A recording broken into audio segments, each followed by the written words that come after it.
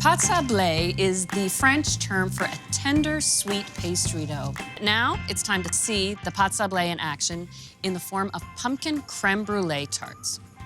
This really will allow you to get a handle on how good this dough holds in wet fillings, as wet as a crème brûlée filling.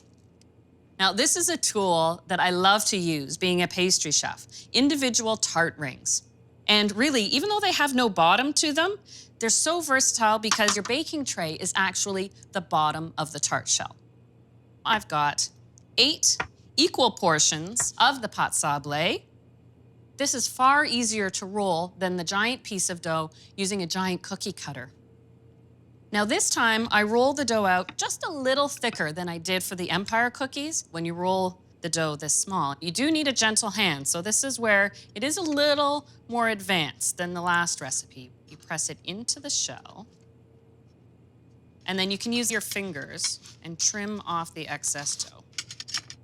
And I always take a second after I've trimmed it to just go around and make sure the top edges are nice and precise. Whenever you're working with a pastry dough like this sablé dough, as I'm handling it, it's getting softer and softer. If you ever find, oh, this is so soft, I'm getting nervous, just throw it in the fridge for a couple minutes.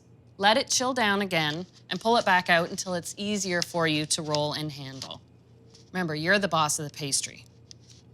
Now, what you have to do is you have to dock the bottom of the pastry so the tart shell bakes far more evenly. Use a fork and you just poke holes. As the pastry expands and bakes, it will fill in all the holes. So I have to chill these down.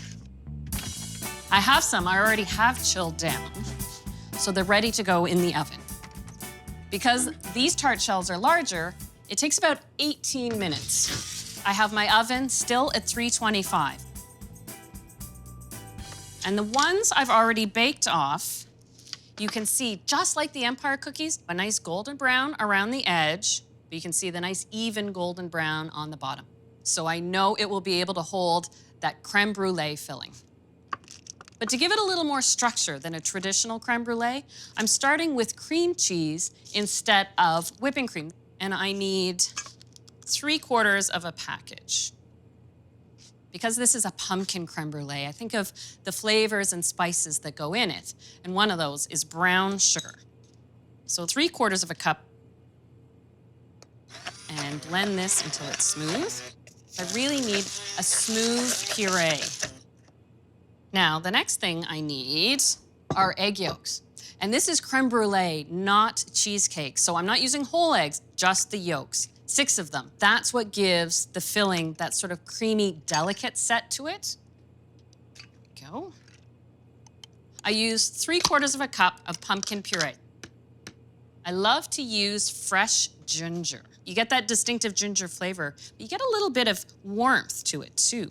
And I'm just gonna eyeball the teaspoon measure. Nice. And then 1/2 teaspoon of ground cinnamon. To keep this dessert elegant, a couple tablespoons of brandy. When you're designing a recipe, you've got to think about how all the parts come together. This tender, delicate crust needs a delicate, elegant filling.